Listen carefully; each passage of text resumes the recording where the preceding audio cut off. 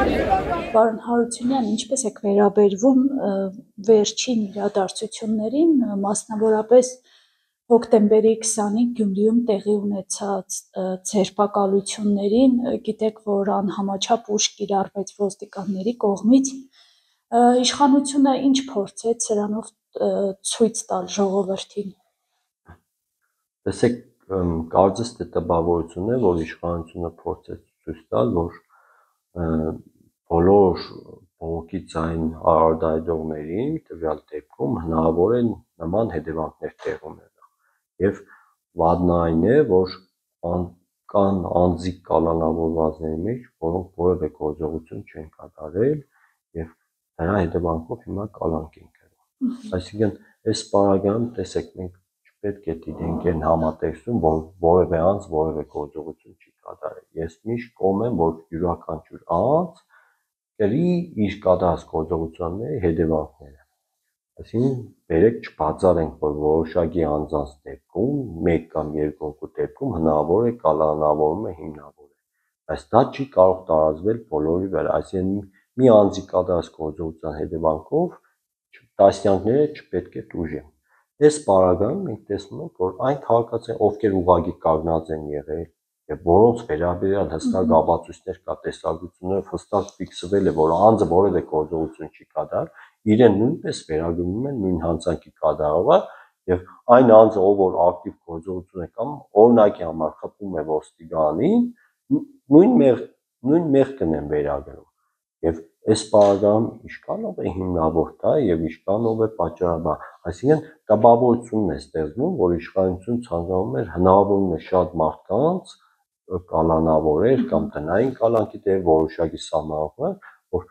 որոշակի առումով վախի մթնոլորտ ստեղծին նմանատիպ դեպքերում եւ մարդիկ արդեն իսկ վախենան նույնիսկ որևէ հավաքի մասնակցել։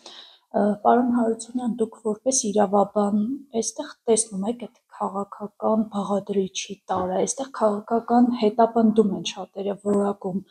որպես իրավաբան դուք ինչպես եք սա կոնկրետ քաղաքացիների ձերբակալությունները առհասարակ այս վերջի շրջանում այս աղմկոտ ձերբակալությունները։ Տեսեք,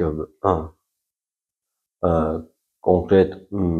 անձիկ կան, որոնք որևէ քաղաքական հենքի չեն պատկանում, բայց կարծես թե ընդհանուր խոսքի մեջ են գցել եւ բոլորին էլի եմ ասում, նույն կերպ են նայում, զանգվածային անկարգության մասնագիծ են նայում եւ դա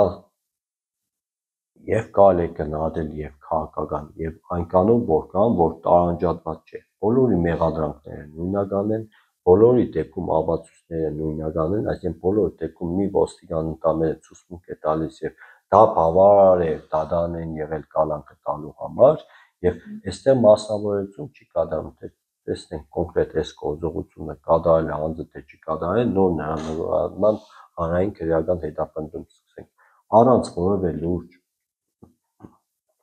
ապացույցների հավաքագրման եւ ավելին ասեմ հագափաստարկների պայմաններում դադարները, քննիչները եւ դատախազները անթրկվելի մնացին։ Բայց ելի եմ ասում, սա չի վերաբերում բոլորին, բայց մի քանիսի մասով,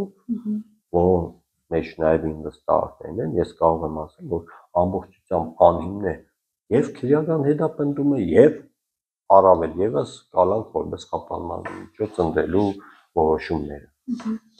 Մինչև 2018 թվականն էլ բազմաթիվ այստեղ անհնազանդության ակցիաներ են տեղի ունեցել, նմանատիպ բազմագի քանակով երբևէ չի եղել, որ նմանատիպ բազմագի քանակով անձիկ կալանավորվեն, անչափահասներ կանայք, որոնց թվում անչափահասներ, նաեւ կանայք, տեսեք նաեւ մի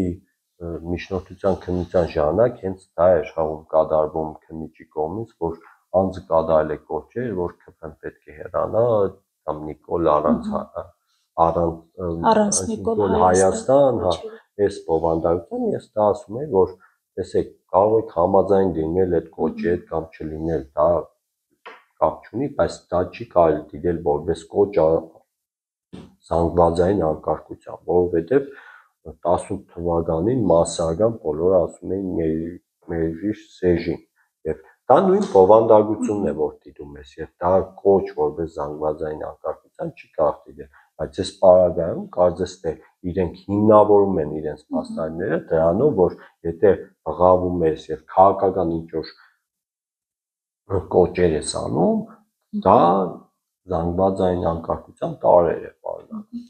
Այսինքն սա չի խոսում իշխանության կողմից երկակի ստանդարտների մասին, այսինքն այնինչ կարելի է իրենց, մյուսներին դա չի կարելի, հատկապես երբ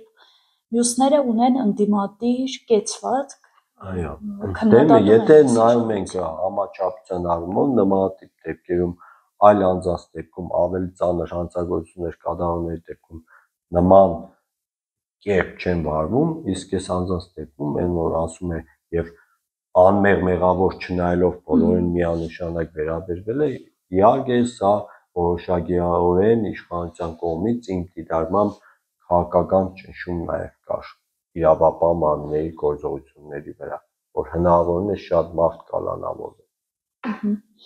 Պարոն Հարությունյան, դուք էլ վստահ եմ լսած կլինեք Նիկոլ Փաշինյանի հայտարարությունները ազգային ժողովում,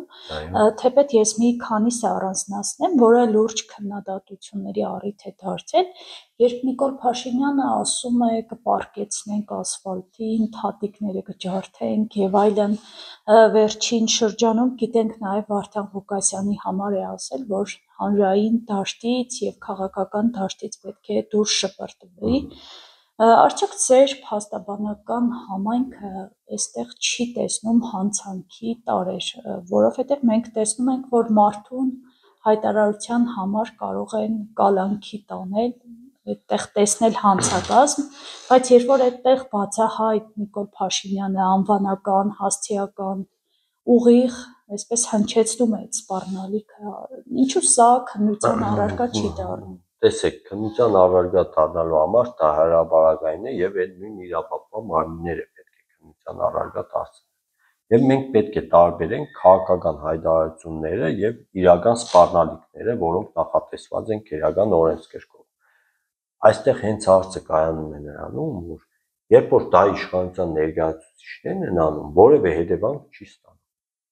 Բայց նույն հայտարարությունն է նույնական, եթե կատարի ընդդիմադիր ինչ-որ քաղաքական գործիչ, դրանք հետևանքներ են ունենում։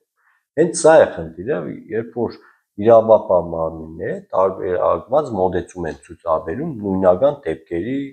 հետ կապված։ Եվ այստեղ դա մեզ հիմք է տալիս ենթադրելու, որ այո, սա քաղաքական հետապնդման տարրեր է պարունակում, այնքանով, որքանով, որ երկու դեպք կա, մեկի դեպքում դուք ասում եք ընդհանրապես հանցակաց չկա, մյուսի դեպքում ասում եք չէ ամբողջությամբ հանցակաց կա եւ այդ անձը միանգամից ամենածայրահեղ միջոցներում է դիմել։ Այս բաղադրում այո, մեր դիտարկմամբ, եթե այս անձանց պետք է ընտրեն քրական պատասխան, ապա նույն կերպ վարչապետը կամ մյուս իշխանության ներկայը նրանց նկատմամբ է սկսեք քրական հետապնդումներ իրականացնել։ Այսինքն կանոնները պետք է լինի բոլորի համար նույնը, չի կարելի մի դեպքում մի անձին դրա համար խիստ բաժի, մյուս դեպքում ասել չէ, դա քաղաքական հայտարարությունները եւ դա սպառնալիք չի կարող դիտել։ Շատ է խոսք գնում բարեփոխված ոստիկանական համակարգի մասին, բայց մենք տեսնում ենք, որ հանցագործության դեպքերը մեր երկրում շատացել են, դա փաստում է ամենօրյա այդ քրոնիկան սպանություններ, դանակահարություններ ու նաև վերջին շրջանում մարդիկ են կորում, երեխաներ են կորում։ Սա ինչի մասին է խոսում։ Որոշակի դեպքերում իրավապահ մարմինները իրենց գործունեությունը չփոխող գործեր ավելի շատ են կատարում, քան ինչու համար լիազորված են նրանք։ Որոշ դեպքերում տեսենք, որ մեր քննչական մարմինները ոստիկանությունը որոշակի հանցանքների դեպքում, որոնք վերաբերում են սովորական քաղաքացիներին, տարիներով տևում է նախաքննությունը եւ որևէ քայլեր չեն ձեռնարկվում այդ հանցագործությունը բացահայտելու առումով եւ միայն նշում են, որ ծանրաբեռնվածության հետևանքով է դա, որ շատ են գործեր ծանրաբեռնված, բայց նաև տեսնում ենք, որ ամենը մի քաղաքական գործիչ հայտարարություն է կատարում եւ ամբողջ իրավապահ մարմինների ռեսուրսները ուղղվում է այդ ենթադրյալ հանցանքը բացահայտելուն եւ այստեղ պետք է համեմատություն տանենք, տեսեք, ծանր հանցագործություններ կան, որ տարիներով քննվում են, չի բացահայտվում, բան է անում եւ նայում ես դրա հետ մեկտեղ ոստիկանության կամ քննչական մարմնի կամ դատախազության ռեսուրսները ուղղվում են ավելի թեթև հանցագործությունների բացահայտելուն կամ ինչ-որ ապացույցներ ձեռք բերելուն։ Այս պարագայում այո, կարելի է ասել, որ ոստիկանությունը, նաև քննչական մարմինները որոշակի առումով գործիք են ծառայում իշխանության համար, որ նաև սպասարկեն իշխանության շահերը։ Եվ կարելի է ասել նաև, որ դրանք գնահատելով, համադրելով ամբողջը իրար հետ, նաև հանցագործությունների թվի աճը, կարելի է ասել, որ շեղվել են իրենց իրական գործառույթները։ Պարոն Հարությունյան, անցած շաբաթվա մեջ մենք տեսանք վերջին շրջանում մենք տեսանք երկու փաստաբան կալանավորվեց Ալեքսանդր Կոչուբաևը Facebook-յան կոշտ գրառման համար եւ Ռուբեն Մխիթարյանը, ով ընդհանրապես կապ չուներ այդ դեպքերի հետ, ընդհանրապես փորձում էր իրացնել իր մասնագիտական, այսպես ասած, գործունեություններ ծավալում։ Սա արդյոք կարող ենք ասել, որ նաև զգուշացում կամ ազդակ էր փաստաբաններին, որ դուք էլ եք ուշադրության կենտրոնում, դուք էլ ապահովագրված չեք։ Դե մենք դա արդեն շուտ անց ենք զգացել։ Ես նաև ասեմ, որ դեկտեմբերի 6-ին փաստաբանների օրն է նշվում եւ այս իշխանությունները երբևէ փաստաբանական համայնքին մեր օրվա հետ կապված մեզ չեն շնորհավորել։ Կարծես թե իշխանությունը ընդհանուր առմամբ նեղացած են փաստաբանական համայնքից, ընդհանուրից եւ ինձ համար դա շատ զարմանալի է, որովհետեւ շատ փաստաբաններ նաև քաղաքացիական պայմաններից պատգամավորներ են դարձել, շատ փաստաբաններ իրեն ժամանակին շատ օգնել են, բայց որպես ինստիտուտ կարծես նեղացել են մեզնից եւ կարծես արդեն հաշվի չեն առնում փաստաբան լինել, չլինելը եւ մեզ էլ են ուշադրության։ Երբ որ մենք քաղաքացիներին ենք ասում մի քննացրեք մեզ մեր վստահողների հետ, որ եթե սպանություն կատարողին են պաշտպանում, դա չի նշանակում ես նույնն ունեմ այդ անձի հետ, հիմա իշխանությանն է մենք ցանկանում ենք բացատրել, որ մեզ է նույնացրեք մեր վստահողի, եթե դիմադիր կողմ չենք պաշտպան, չի նշանակում, որ պարտադիր մենք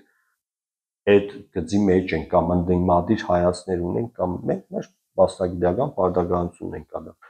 Ռուբեն Մխիթարյանի դեպքում ասեմ, որ տեսակցությունների առկա է եւ հստակ երևում է, որ այդ փաստաբանը բացի հանդարտեցնելուց որևէ գործողություն չի կատարում եւ իր մասով է ամբողջությամբ կիսում եմ իր պաշտպանական թիմի կարծիքը, որ ամբողջությամբ անհիմն է եղել եւ քրեական հետապնդում է եւ կալանքի որոշումը։ Նույնը կարող եմ ասել Կոչուբաևի դեպքում, երբ ես իմ աջակցությունը հայտնել եմ ու հայտնում եմ նրանց, որ իրենց կողքին ենք որպես փաստաբան, որպես գործընկեր, նաև իր դեպքում եմ գտնում, որ ըստ էության նման ծայրահեղ կերպ մոտենալ եւ անձին այդ միջին ծանրության հանցագործության համար նման ծայրահեղ միջոցների դիմելը, դա խոսում է, որ ոչ թե իրավաչափ գործողություն է, այլ ավելի նեղացկոտ մարմնի գործողություններ է, որ անձնական ոնց որ թե հաշվեհարդար են տեսում տվյալ փաստաբանը։